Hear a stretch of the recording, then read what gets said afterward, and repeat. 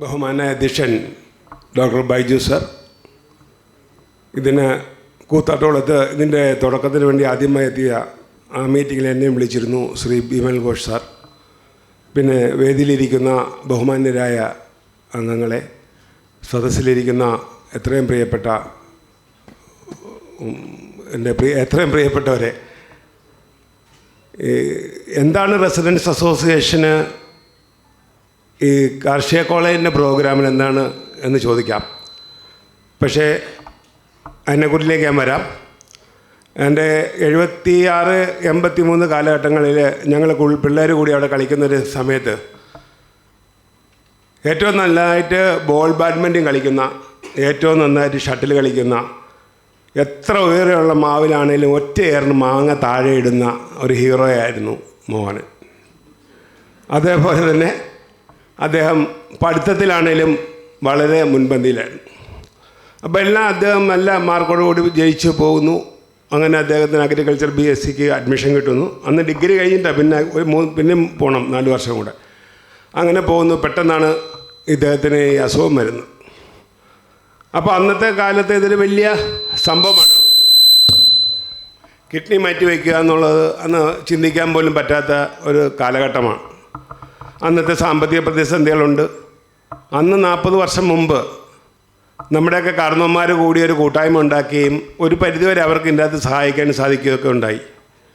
ആ കൂട്ടായ്മ 2011 വന്നപ്പോൾ ഞങ്ങൾ റെസിഡൻസ് അസോസിയേഷനായി മാറി. ആ സമയത്താണ് റെസിഡൻസ് അസോസിയേഷൻ്റെ ബൂംസ് വരുന്നത്. നമ്മൾ കൂത്താട്ടുള്ളത് 62 റെസിഡൻസ് അസോസിയേഷനിലുണ്ട്. അതിൽ ആദ്യത്തെ 1 അല്ലെങ്കിൽ 2 സ്ഥാനത്ത് റെസിഡൻസ് അസോസിയേഷനാണ് മാരുതി ജംഗ്ഷൻ റെസിഡൻസ് അസോസിയേഷൻ. അതിൻ്റെ ആദ്യത്തെ പ്രസിഡൻറ്റും അതിൻ്റെ സ്ഥാപകനുമാണ് ശ്രീ മോഹനൻ. അതുമാത്രമല്ല, ജനമൈത്രി ഇപ്പോൾ പ്രേംലാൽ സാറ് പറയാനുള്ളതെല്ലാം പറഞ്ഞു കഴിഞ്ഞു, നമുക്കൊന്നും പറയാനില്ല. അപ്പോൾ അതുപോലെ കൂത്താട്ടുകുളത്തിൻ്റെ സാമൂഹിക സാംസ്കാരിക മേഖലകളിലെല്ലാം CJ സ്മാരക ലൈബ്രറി ഉണ്ട് ഞങ്ങൾക്ക്. കൂത്താട്ടുകുളം ഒരു സമ്പന്നമായ ഒരു സാമൂഹിക സാംസ്കാരികത്തിൽ സമ്പന്നമായ ഒരു പഞ്ചായത്ത്, ഇപ്പം മുനിസിപ്പാലിറ്റി തന്നെയാണ്. അപ്പോൾ എല്ലാ മേഖലകളിലും തൻ്റെ 2 വൃക്കയുള്ള ആളുകളെക്കാട്ടി ഭംഗിയായിട്ട് ജീവിത രീതിയിലാണേലും ജീവിത മൂല്യം കാത്തു സൂക്ഷിക്കുന്നതിനായാലും മറ്റുള്ളവർക്ക് മാതൃകയായി ജീവിക്കുന്ന ശ്രീ മോഹന് ഇങ്ങനെ ഒരു ആദരം കൊടുക്കാൻ ഈ 82, 86 ബാച്ചിലുള്ള സാർമാർ കാണിച്ച ആ വലിയ മനസ്സിനും ഇതൊരു വലിയ അവയവദാനത്തിൻ്റെ അവയവ സ്വീകരണത്തിൻ്റെയും ഒരു തുടക്കമായി മാറും എന്ന കാര്യത്തിൽ ഉറപ്പ് നൽകിക്കൊണ്ടും എല്ലാ ആശംസകളും നേരുന്നു. ഈ മുൻകൈ എടുത്ത് ബിമൽ ഘോഷ് സാർ ഉൾപ്പെടെയുള്ള അവരുടെ ക്ലാസ്മേറ്റ്സിന്, എല്ലാവരും ഇപ്പോൾ ഉന്നത പദവിയിലിരിക്കുന്ന ആളുകളാണ്. എല്ലാവർക്കും എൻ്റെ റെസിഡൻസ് അസോസിയേഷൻ്റെയും കൂത്താട്ടുകുളത്തിൻ്റെയും പേരിൽ നന്ദി അറിയിക്കുന്നു. നന്ദി, നമസ്കാരം. അടുത്തതായി ഞങ്ങളുടെ സീനിയർ ബാച്ചിലെ CPCRIയുടെ മുൻ പ്രിൻസിപ്പൽ സയൻറ്റിസ്റ്റായ തമ്പാനണ്ണനുണ്ട്. ഞങ്ങളുടെ ജൂനിയർ ബാച്ചിലെ ശ്രീ രഘുലാലുണ്ട്. എല്ലാവരും ആശംസകൾ വിളിക്കാനിരുന്നതാണ്, അത് പെട്ടെന്ന് ആശംസ സ്വീകരിച്ചിരിക്കുന്നു. അവസാനമായി നമുക്ക് ആശംസ അർപ്പിക്കുന്നത് മോഹൻ്റെ കുടുംബാംഗം അഡ്വക്കേറ്റ് R. ജയദേവ്, അദ്ദേഹത്തെ ക്ഷണിക്കുന്നു. ഈ യോഗത്തിൻ്റെ അധ്യക്ഷൻ, ഈ യോഗം ഇവിടെ ഉദ്ഘാടനം ചെയ്ത Shri Thomas Peter, Raju John, മറ്റ് വേദിയിലും സദസ്സിലും ഇരിക്കുന്ന പ്രിയപ്പെട്ട സുഹൃത്തുക്കളെ, 1982-86 ബാച്ചിലെ കാർഷിക കോളേജിൽ പഠിച്ച വിദ്യാർത്ഥികളുടെ, ഇപ്പോൾ അവർ സീനിയർ സിറ്റിസൺസ് കൂട്ടായ്മയാണ്. കൂട്ടായ്മയുടെ പേരിലാണ് ഇന്നിവിടെ ഈ ആദ്യ സെക്ഷൻ ഇവിടെ ആരംഭിച്ചത്. അവയവദാനത്തെക്കുറിച്ച്, അതിൻ്റെ പ്രാധാന്യത്തെക്കുറിച്ച്, അത് സമൂഹത്തിലുണ്ടാകുന്ന ഗുണങ്ങളെക്കുറിച്ചെല്ലാം ഇവിടെ വളരെ വിശദമായിട്ട് അതിൻ്റെ സംഘാടകർ ഇവിടെ പറയുകയുണ്ടായി. ഈ അവയവദാനത്തിൻ്റെ പ്രാധാന്യത്തെക്കുറിച്ചോ അതിൻ്റെ വരായികളോ ഒന്നും അറിയുന്ന കാലത്തിന് മുന്നേ 40 വർഷം മുമ്പ് മോഹൻ്റെ അമ്മ മോഹന് കിഡ്നി പകുത്ത് നൽകിയെന്ന് ഞാൻ പറയില്ല, ജീവനാണ് പുറത്ത് നൽകിയത്. അത് അന്ന് ആ പ്രദേശത്ത് വലിയൊരു സംഭവമായിരുന്നു. അതിലൂടെ ആദ്യം മോഹനൻ കോപ്പറേറ്റീവ് ലാൽ പറഞ്ഞതിൽ എനിക്ക് ചെറിയൊരു തിരുത്തലുണ്ട്. ആദ്യം കൂത്താട്ടുകുളം കോപ്പറേറ്റീവ് ഹോസ്പിറ്റലിലാണ് മോഹനെ അഡ്മിറ്റ് ചെയ്തത്. അവിടുന്നുള്ള ഡയറക്ഷനിലാണ് പിന്നീട് കോട്ടയത്തിന് പോയത്. അവിടെ മാസങ്ങളോളം ഡയാലിസിസ് നടത്തി.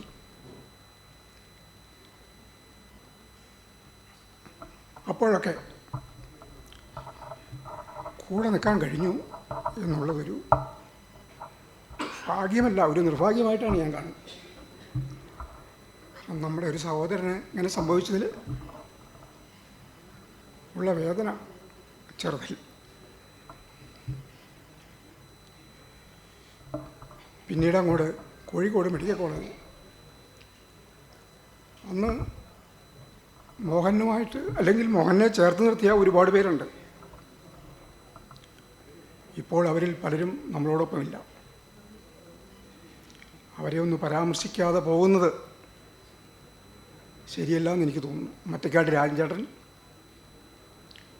പഞ്ചായത്ത് മെട്ടുംപുറത്ത് മാധവൻ ചേട്ടൻ, പള്ളിക്കാപ്പറമ്പിൽ ബാലകൃഷ്ണൻ ചേട്ടൻ, അംബുജാക്ഷൻ പിള്ള, കൂടാതെ കൂത്താട്ടുകുളം പഞ്ചായത്ത് പ്രസിഡൻ്റായിരുന്ന ശ്രീ ഫിലിപ്പ് ജോർജ്, അദ്ദേഹമാണ് ആദ്യമായിട്ടൊരു കമ്മിറ്റി വിളിച്ചു ഞങ്ങളെല്ലാം വിളിച്ച് എങ്ങനെ ഇത് മുന്നോട്ട് പോകണം എന്നുള്ള ഒരു ആത്മധൈര്യം ഞങ്ങൾക്ക് തരുന്നു. ഈ വക മോഹൻ്റെ ചികിത്സയും മറ്റ് കാര്യങ്ങളുമായിട്ട് ബന്ധപ്പെട്ട് കൂടുതൽ വിവരങ്ങൾ അറിയാവുന്നൊരു വ്യക്തിയാണ് ഞാൻ. അതിനെക്കുറിച്ചൊന്നും കൂടുതൽ വിശകലനം ചെയ്യേണ്ട ഒരു സന്ദർഭം അല്ല ഇതെന്ന് എനിക്ക് തോന്നുന്നു. കാരണം നമ്മൾ ഉച്ച കഴിഞ്ഞപ്പോൾ മുതൽ മരണവും അവയവദാനവും രോഗവും ചികിത്സയും ആകെ ഒരു വല്ലാത്ത ഒരു മാനസികാവസ്ഥയിലാണ് നാം എല്ലാവരും ഇപ്പോൾ. അതുകൊണ്ട് അതിലേക്കൊന്നും ഞാൻ പോകുന്നില്ല. പക്ഷേ ഞങ്ങൾ കടന്നുപോയ ഈ കാലഘട്ടം അത് ഈ കഴിഞ്ഞ 3 വർഷം മാത്രമല്ല, ഈ കഴിഞ്ഞ 37 വർഷം. ഇപ്പോൾ പുറമേ ഇപ്പം എല്ലാവരും ചിരിച്ചും കളിച്ചുമൊക്കെ ഇരിക്കുന്നുണ്ട്, മോഹനും മോഹൻ്റെ അമ്മയും അടക്കം. അവരുടെ ഹൃദയവേദന അറിയണമെങ്കിൽ നമ്മൾ അവരിൽ ഒരാളായിട്ട് മാറണം. ഇവിടെ മറ്റേ അവയവദാനത്തെക്കുറിച്ച് പറഞ്ഞപ്പോൾ എനിക്കതിനകത്തൊരു പരാതിയുണ്ട്. പരാതിയല്ല, ഒരു കാര്യം ഇവിടെ പറയണമായിരുന്നു. അവയവം സ്വീകരിച്ച ഒരു വ്യക്തി എങ്ങനെ ജീവിക്കണം, ഒരു രോഗി അല്ലെങ്കിൽ അത് സ്വീകരിച്ചയാൾ അല്ലെങ്കിൽ അത് കൊടുത്തയാൾ എങ്ങനെ ജീവിക്കണം എന്നും കാണിച്ചു തന്നൊരു വ്യക്തി കൂടിയാണ് മോഹനൻ സമൂഹത്തിന്. അത്ര ചിട്ടയായിട്ട് ഡോക്ടർമാർ പറയുന്നത് അതേപടി അനുസരിച്ച്, അല്ലാതെ അതിനകത്ത് മോഹനൻ സ്വന്തം യുക്തിയും അഭിപ്രായമൊന്നും ഇടാറില്ല. ചില കാര്യങ്ങളിലുണ്ട്, ചില പിടിവാശികളുമുണ്ട്. പക്ഷേ ഈ രോഗത്തിൻ്റെ കാര്യത്തിൽ ഡോക്ടർമാർ പറയണത് എന്താണ് അത് വളരെ കൃത്യമായിട്ട് ചൂടുവെള്ളം തണുപ്പിച്ച് കുടിക്കാവുമെന്ന് വെച്ചാൽ അത് മാത്രമേ ചെയ്യുള്ളൂ. അത് വീട്ടിൽ നിന്ന് ഉണ്ടാക്കി കൊണ്ടുപോകും. ഭക്ഷണം വീട്ടിൽ സ്വയം ഉണ്ടാക്കി കൊണ്ടുപോകും.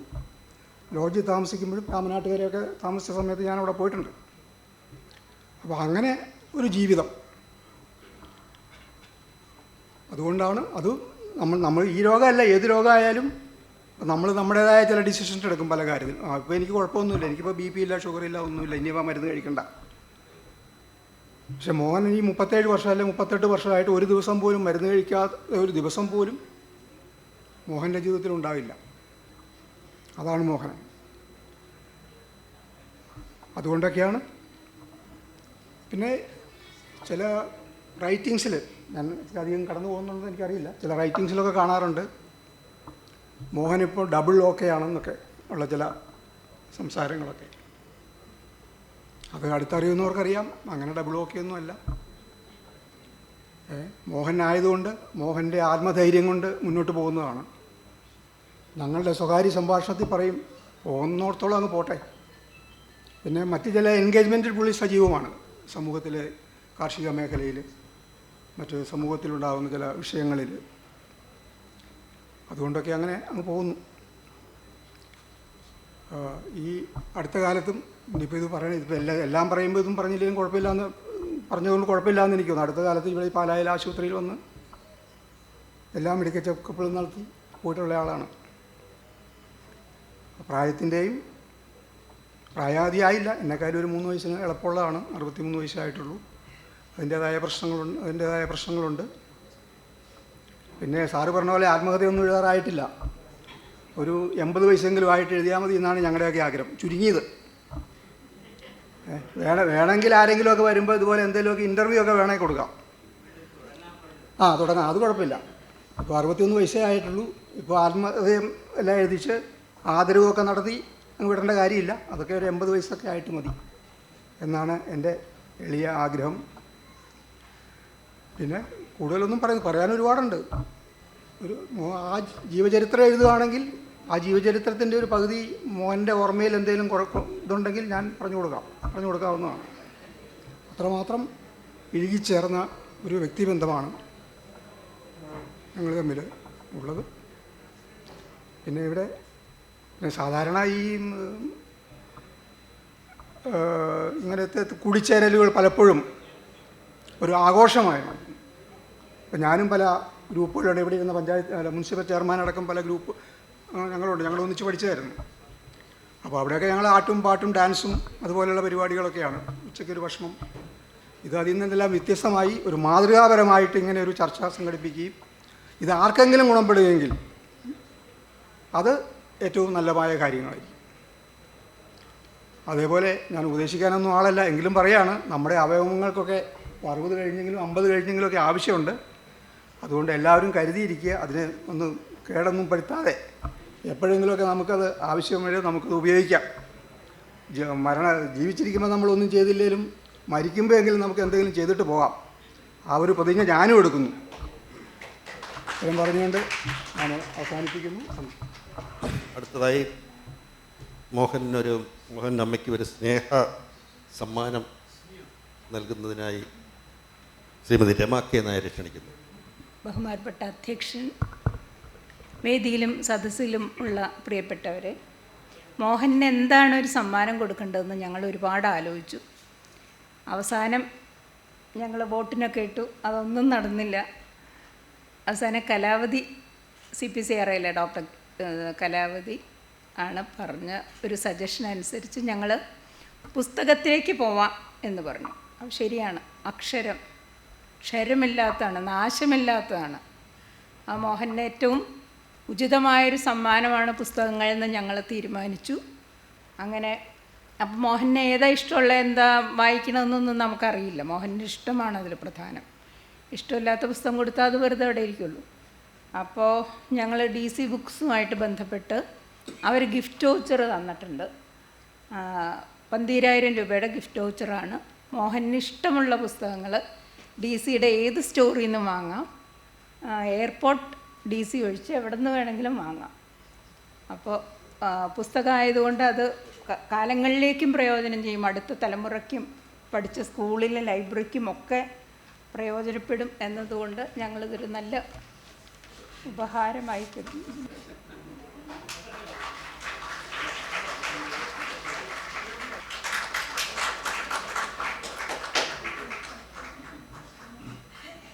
അടുത്തതായി മറുപടി പ്രസംഗത്തിന് മുമ്പായി നമ്മുടെ ഈ ഓർഗൻ ഡൊണേഷന് സമ്മതപത്രം സമർപ്പിച്ചവരുടെ ഒരു പരാമർശം നടത്തുന്നതിനായി ശ്രീ സുനിൽകുമാറിനെ ക്ഷണിക്കുന്നു.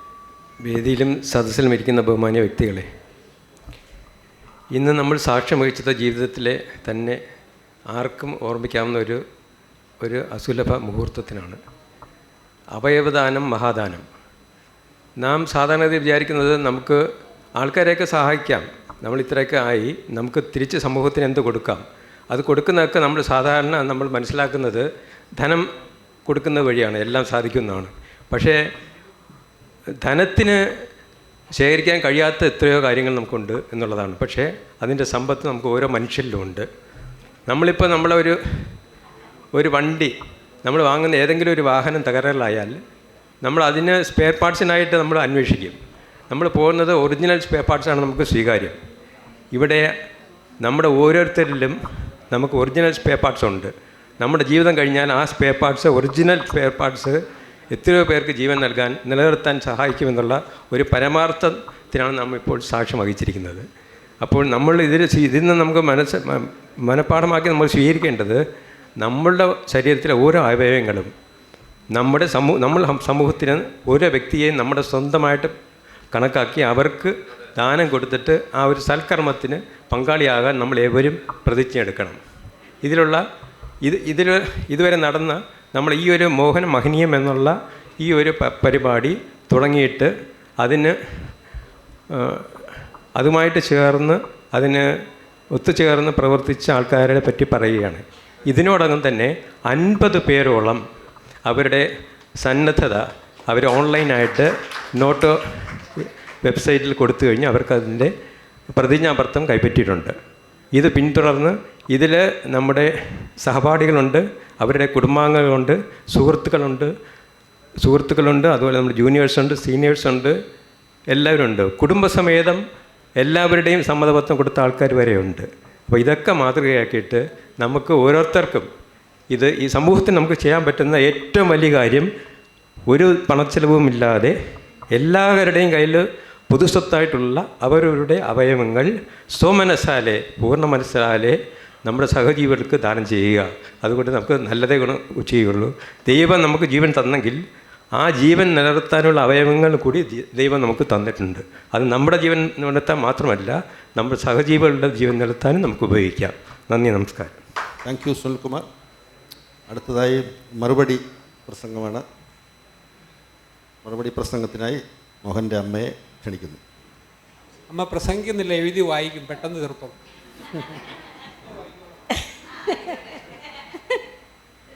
പറയുന്നതിൽ എന്തെങ്കിലും തെറ്റെങ്കിൽ ക്ഷമിക്കണം. മാന്യ സദസ്സിന് എൻ്റെ നമസ്കാരം.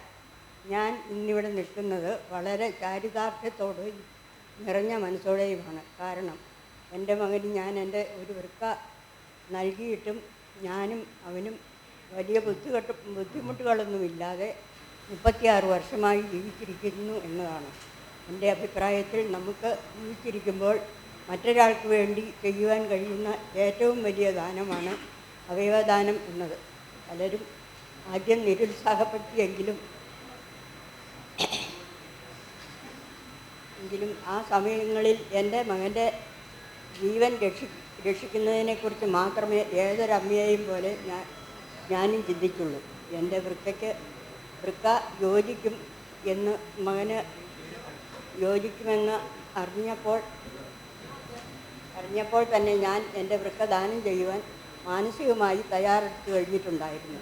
എനിക്ക് ഇതുമൂലം ശാരീരികമായ വലിയ അസ്വസ്ഥതകളൊന്നും അനുഭവപ്പെട്ടിരുന്നില്ല. നമുക്ക് ഇതിനു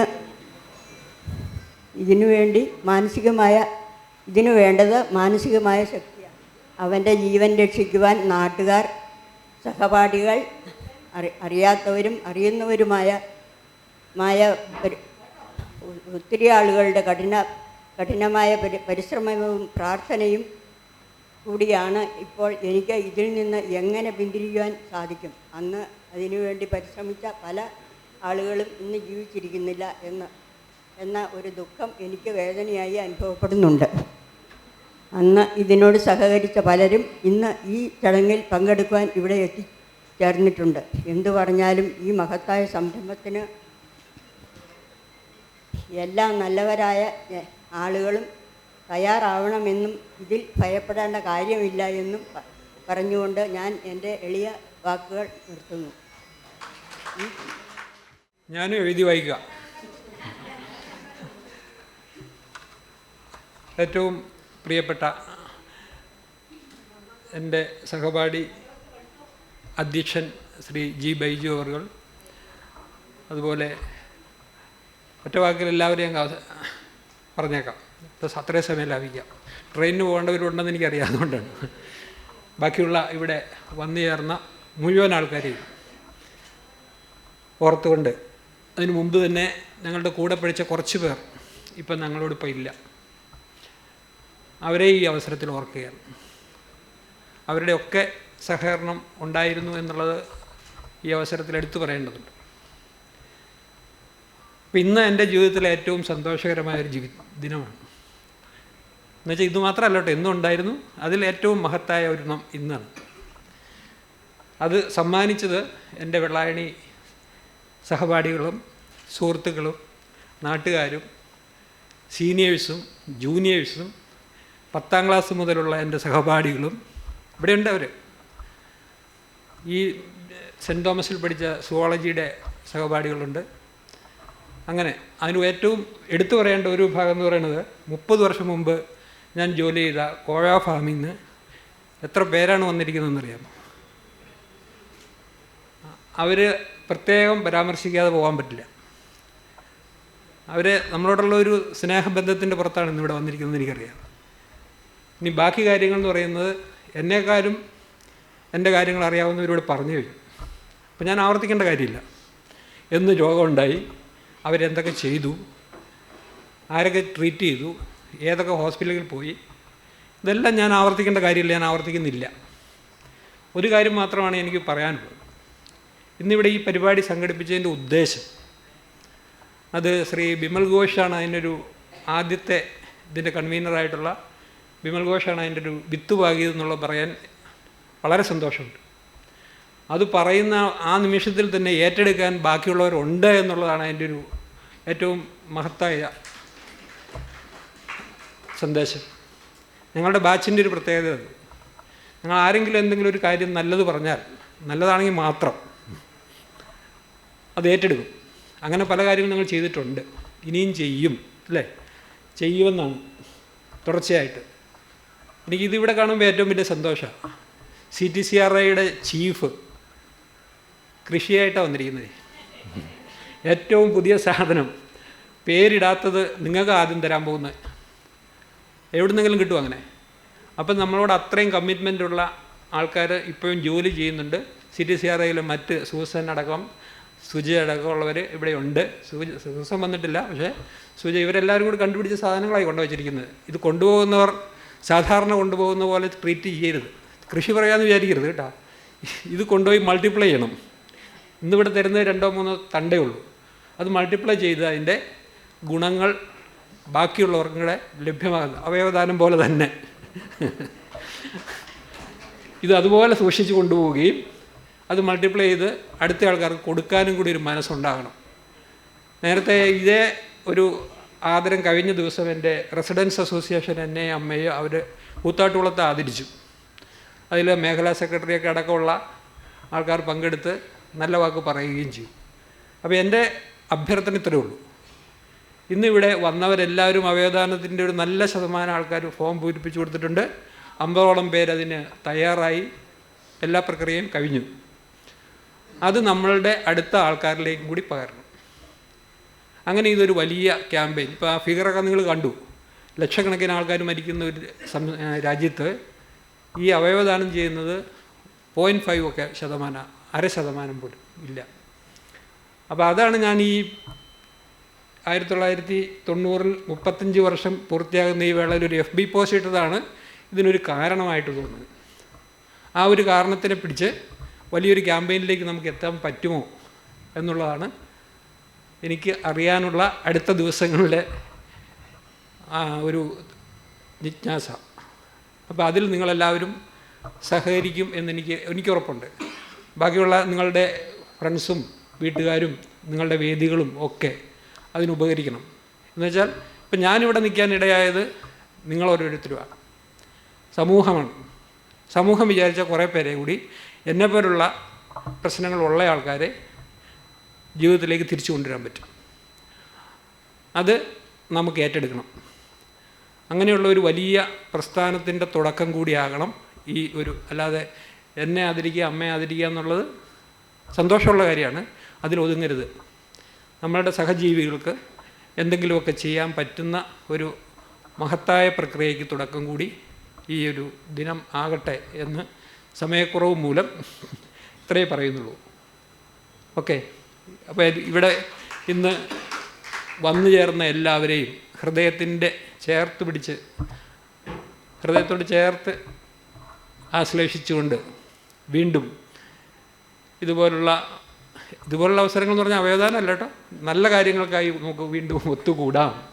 അവയവദാനം മറക്കരുത്. ഇത്രയും മാത്രം പറഞ്ഞുകൊണ്ട് ഇവിടെ വന്നിട്ടുണ്ടെങ്കിൽ എല്ലാവരെയും അഭിവാദ്യം ചെയ്തുകൊണ്ട് നിർത്തുകയാണ്. നന്ദി, നമസ്കാരം. Thank you Mohanan. അടുത്തതായി ഞാൻ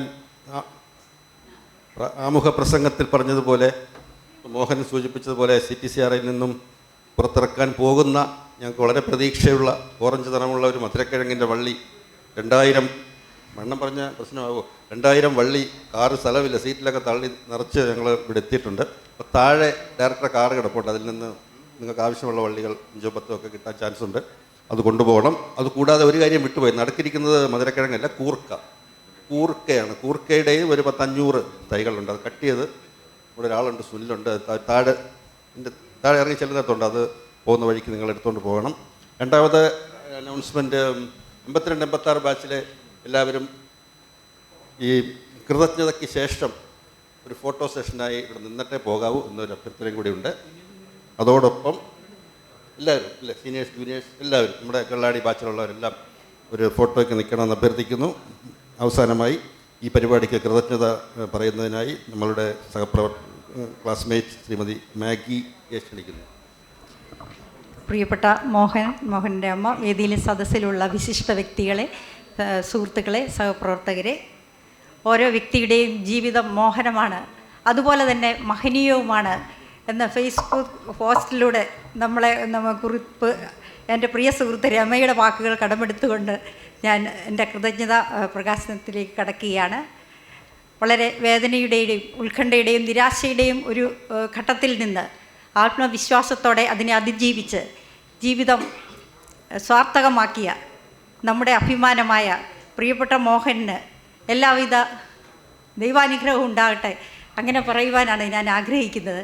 അദ്ദേഹത്തെയും അദ്ദേഹത്തിൻ്റെ അമ്മയ്ക്കും ദീർഘായുസ്സോടെ സന്തോഷത്തോടെ കൂടുതൽ കാലം ജീവിക്കുന്നതിന്, മറ്റുള്ളവർക്ക് മാതൃകയായി തീരുന്നതിന് ഇടവരട്ടെ എന്ന് ആശംസിച്ചുകൊണ്ട് ഞാൻ എൻ്റെ കർത്തവ്യത്തിലേക്ക് കടക്കുകയാണ്.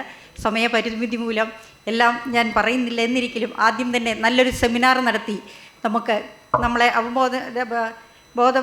ബോധവതികളാക്കുകയും ചെയ്ത മൃതസഞ്ജീവനി ഗവൺമെൻറ് മെഡിക്കൽ കോളേജിലെ Neethu P Thomas, doctor VR Raju, അദ്ദേഹത്തിൻ്റെ പ്രിയപത്നി ഡോക്ടർ വനജ എന്നിവർക്കുള്ള നന്ദി ആദ്യമേ അറിയിക്കുകയാണ്. അതോടൊപ്പം നമ്മുടെ ഉദ്ഘാടന സമ്മേളനത്തിന് അധ്യക്ഷത വഹിച്ച ഡോക്ടർ ബൈജു, അദ്ദേഹത്തെ പോലുള്ള വിശിഷ്ട ഒരു കാർഷിക ബിരുദധാരിക്ക് എത്തിച്ചേരുവാൻ പറ്റുന്ന ഏറ്റവും ഉന്നതമായ പോസ്റ്റിലേക്ക് എത്തിയ ഒരുപാട് പേർ ഇവിടെ നിന്ന് സന്നിഹിതരായിട്ടുണ്ട്.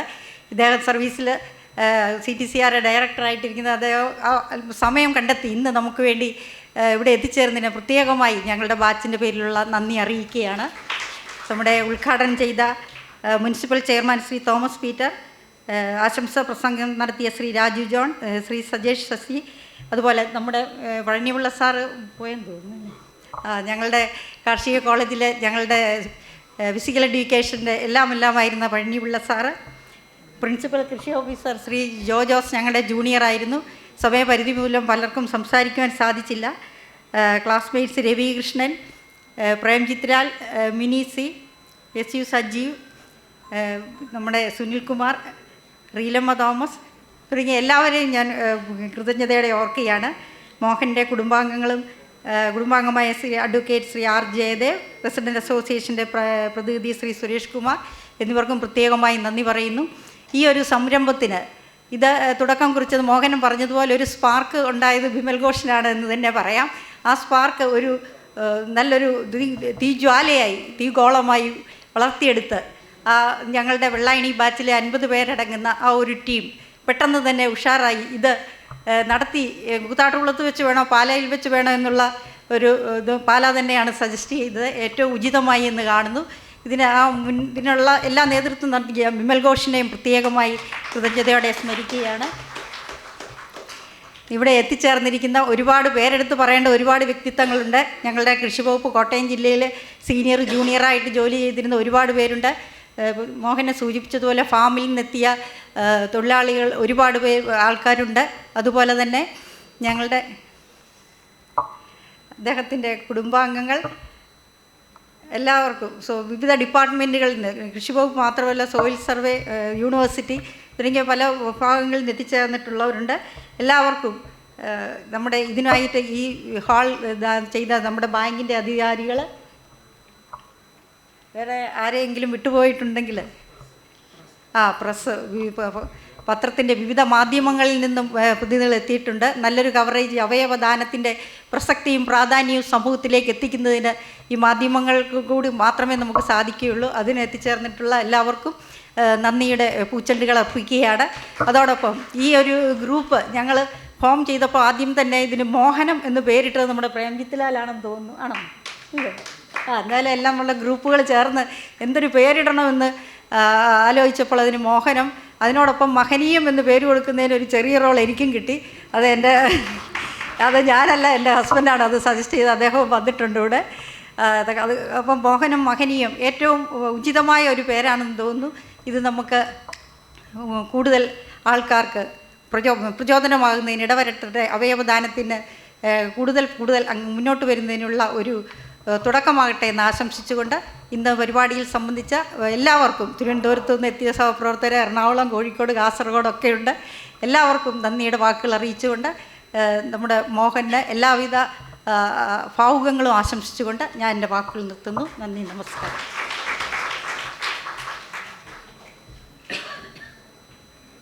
ഇതോടുകൂടി യോഗം അവസാനിച്ചിരിക്കുന്നു. എല്ലാവർക്കും നന്ദി.